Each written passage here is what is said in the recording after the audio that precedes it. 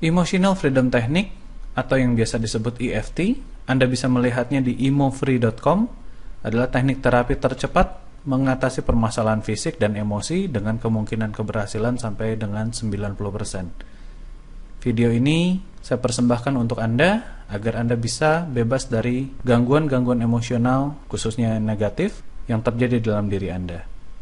Sejarah Emotional Freedom Technique. Awal dari sejarah ini, EFT tidak langsung ditemukan. Sejarah ini berasal dari Dr. George Goodhart, berawal dari prinsip kedokteran timur, yaitu akupuntur, akupressure, dan chiropraktik. Dia menemukan bahwa adanya muscle testing applied kinesiologi untuk mengetahui adanya hubungan antara kekuatan otot, organ, kelenjar tubuh dengan energi meridian, dan mendeteksi dengan cara menyentuh bagian otot tertentu. Jadi jika ada ototnya yang lemah, berarti kurang lebih ada bagian dari fungsi dasar tubuh kita yang lemah.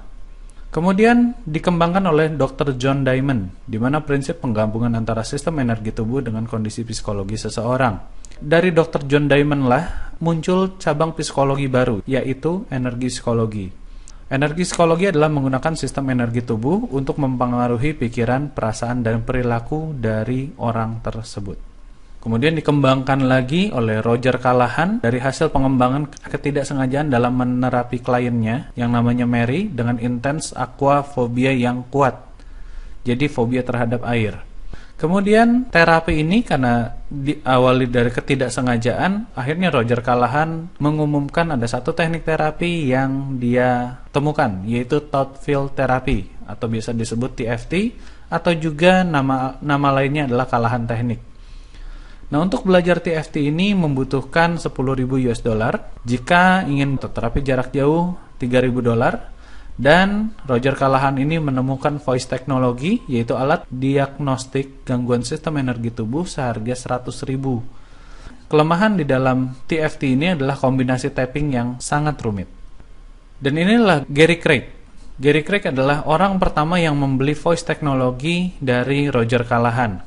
Setelah dia mempelajari semua teknik EFT, dia menyederhanakan teknik TFT yang rumit itu. Sehingga dialah yang menciptakan Emotional Freedom Technique. Jadi Emotional Freedom Technique ini adalah hasil gubahan dari Gary Craig. Gary Craig juga seorang NLP, Gary Craig juga seorang hipnoterapis. Dan dari Emotional Freedom Technique dia mengembangkan teknik-teknik yang sudah dia pelajari termasuk teknik TFT untuk diramu menjadi teknik Emotional Freedom Technique, di mana teknik ini menggabungkan kurang lebih 15 teknik terapi yang bisa dimanfaatkan untuk kita. Peranan yang terbesar yang membuat Emotional Freedom Technique ini menjadi booming adalah dia secara sukarela menterapi veteran perang Vietnam yang memiliki post-traumatic stress disorder. Jadi karena sekian puluh tahun perang, veteran-veteran perang di Vietnam ini mengalami traumatic stress disorder. Nah, untuk belajar EFT ini adalah harganya $3.000 untuk belajar langsung dengan Gary Craig. Tetapi yang saya tahu saat ini adalah Gary Craig sama sekali tidak lagi mengajar, dia sudah menyerahkannya kepada anaknya. Anda bisa mengunjungi kembali di emofree.com. Nah, sejarah EFT di Indonesia masuk karena yang saya kenal masuk karena dua orang. Satu, Ahmad Faizainuddin mengemas EFT secara powerful dengan menambahkan sisi spiritual. Beliaulah peramu Chef. Anda bisa menemukan bukunya di toko buku ternama. Orang yang kedua adalah Dr. Eddie Iskandar, adalah International EFT Trainer dan Advanced Practitioner. Dia pengusung EFT di Indonesia. Dan dua orang ini juga yang mengusung EFT dengan cara yang lebih elegan, khususnya untuk orang-orang di Indonesia. Apa yang unik dari Emotional Freedom Technique? Satu adalah merupakan penggabungan dari 15 teknik terapi. Ada Neuro-Linguistic Programming, ada Behavioral Therapy, ada Psikoanalisa, ada Logoterapi, Akupressure, Energi Terapi, Sedona Method, Sugesti dan Afirmasi, Visualisasi, Provokatif Terapi, Transcendental Relaksasi, Gestalt Terapi, Self-Erection and Hypnosis, EMDR, Ego State Therapy, dan Powerful Prayer. Jadi ada 15 teknik terapi yang bisa dirangkum jadi satu teknik EFT. Apalagi yang unik dan menarik dari EFT? Satu adalah mengatasi permasalahan fisik seperti sakit kepala, nyeri punggung, mah, asma.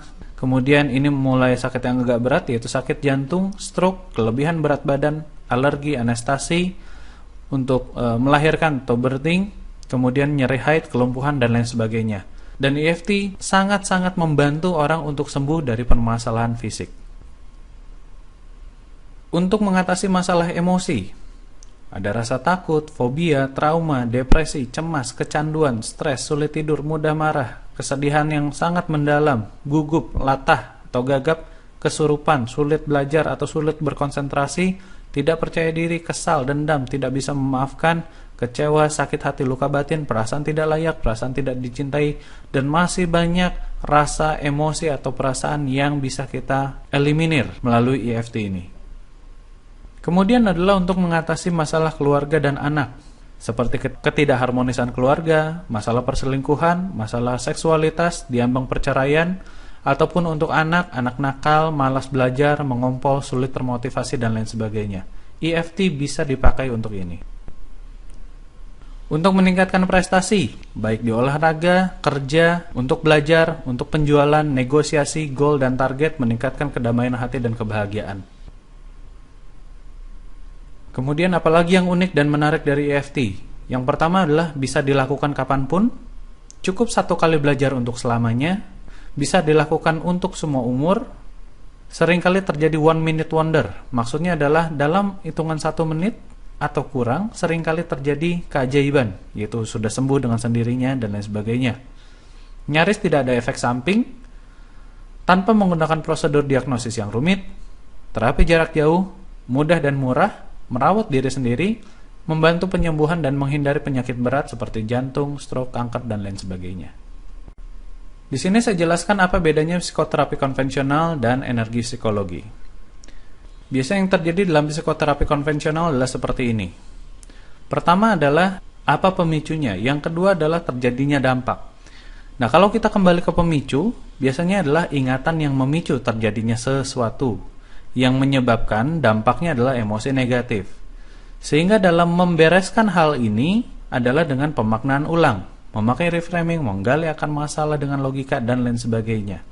Hal ini bisa dilakukan jika orangnya kompeten dalam psikoterapi konvensional. Ini juga bisa sembuh dengan cepat.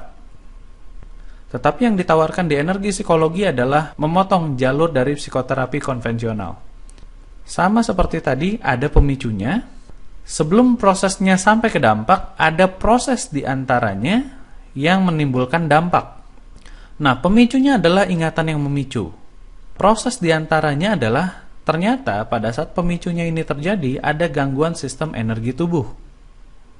Dampaknya adalah emosi negatif. Jika Anda adalah seorang psikolog, Anda mungkin tidak setuju jika saya berkata seperti ini, bahwa ada proses di antara pemicu dengan dampak, yaitu terjadinya gangguan sistem energi tubuh. Saya pun tidak percaya pada awalnya. Kenapa? Karena rasanya tidak masuk akal antara pemicu, dampak, kemudian ada proses diantaranya, yaitu terjadi gangguan sistem energi tubuh. Tetapi setelah saya mempelajari EFT lebih dalam, ini benar-benar terjadi. Nah, sehingga jawabannya untuk mengatasi emosi negatif ini adalah dengan melakukan penyelarasan kembali sistem listrik tubuh.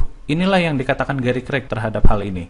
Emosi negatif terjadi karena adanya gangguan sistem listrik tubuh, gangguan sistem energi tubuh. Tugas kita adalah menyelaraskan kembali sistem listrik tubuh. Jadi apa yang harus kita lakukan adalah menyelaraskan kembali sistem listrik tubuh kita. Nah, sistem listrik tubuh kita ini sama seperti saklar. Jadi pada saat emosi negatif ini terganggu, ada saklar yang mati di antara sistem listrik tubuh kita. Dan tugasnya kita adalah menghidupkan kembali saklar yang mati itu. Saklarnya di mana? Inilah saklarnya berada di jalur meridian atau jalur listrik tubuh. Jika Anda seorang akupunturis atau akupressuris, Anda pasti mengenal dunia yang satu ini, yaitu 12 jalur meridian. Dan setiap jalur punya fungsi tersendiri. Kemudian di setiap jalur ini ada titik-titik yang menjadi titik saklarnya kita untuk mengaktifkan kembali proses jalur listrik tubuh kita. Dan setelah Anda aktif kembali, maka proses di dalam organ tubuh kita akan menjadi sehat kembali, dan secara otomatis emosi negatif itu hilang atau luruh dengan sendirinya. Nah, untuk itu kita akan mempelajari yang namanya fungsi dasar tubuh. supaya kita memahami bagian jalur listrik mana yang mati, kemudian bagian emosional mana yang membentuk kita menjadi lebih baik, ataupun kita sedang terpuruk.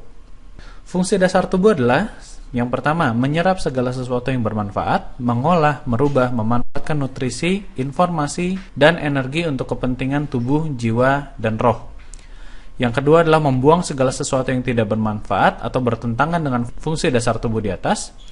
Yang ketiga adalah menghindari sengsara, mengejar nikmat, dan melanjutkan keturunan. Ini adalah fungsi dasar tubuh kita. Kemudian, fungsi dasar tubuh dan pikiran akan terjadi seperti ini. Ini alurnya jika Anda mengalami sehat atau jika Anda mengalami sakit. Yang pertama adalah kejadian pemicu. Apa kejadiannya? Kejadian itu diserap melalui panca indera. Jadi, Anda pasti bisa melihat, Anda pasti bisa merasakan sesuatu, Anda pasti bisa mencium bau sesuatu atau apapun yang terjadi pada panca indera Anda. Nah, setelah masuk melalui panca indera, akan terjadi pemaknaan di pikiran bawah sadar. Jika pemaknaannya positif, maka Anda akan tetap mengalami bahagia, senang, sukacita, dan segala sesuatu emosi yang feel good, emosi yang baik, emosi yang positif. Jika pemaknaan pikiran bawah sadarnya adalah negatif, maka yang terjadi adalah energi sistem listrik tubuh Anda terganggu. Jika hal ini tidak dikeluarkan, tidak dibereskan sesegera mungkin, maka akan terjadi mutasi sel tubuh dalam jangka waktu tertentu, entah 5 tahun, 10 tahun, 15, 20, 30, atau 40 tahun kemudian, maka akan terjadi penyakit psikosomatis. Bisa bentuknya alergi, stroke, atau larinya ke jantung, kanker, dan lain sebagainya. Nah, semuanya ini merupakan hasil riset. Jadi apa yang harus Anda lakukan? Yang harus Anda lakukan adalah jika terjadi pemaknaan yang negatif sehingga terjadinya energi yang terganggu, Anda harus mencuci emosinya. Mencuci emosinya dengan sangat banyak cara. EFT atau SEF atau TAT, tapas acupressure terapi, hipnoterapi, NLP, TFT, EMDR, sedona, doa, dan lain sebagainya. Anda harus mencucinya. Anda harus menemukan teknik yang tepat untuk mencuci emosi Anda. Agar setelah Anda mencuci emosi, dalam waktu yang cukup cepat akan ada regenerasi sel tubuh. Sehingga setelah Anda regenerasi sel tubuh, penyakit seperti jantung, alergi, stroke, kanker, dan lain sebagainya tidak ada di dalam diri Anda. Setelah tidak ada di dalam diri Anda, maka rasa bahagia, senang, sukacita akan kembali ada di dalam diri Anda. Sehingga dari perasaan bahagia, senang, sukacita inilah ada sehat, ada berkat, ada law of attraction, ada rizki, ada banyak hal yang akan Tuhan limpahkan kepada diri Anda. Inilah fungsi tubuh dan pikiran. Nah, untuk itu, karena kita bermasalah dengan emosi, ada komponen dari memori sebelum memori ini masuk ke panca indera kita. Nah, komponen memori ini adalah adanya data waktu, kapan terjadinya. Adanya data lokasi. Siapa saja yang terlibat, ada pelaku, ada objek, atau ada yang lain. Ada gambar, seperti apa gambarnya, atau ada film di dalam pikiran Anda. Ada suara, ada bau atau aroma, ada sensasi perasaan atau perabaan, ada emosi. Dari seluruh komponen ini, yang bermasalah cuma satu, emosi. Sehingga emosi inilah yang harus kita clearing, kita bereskan.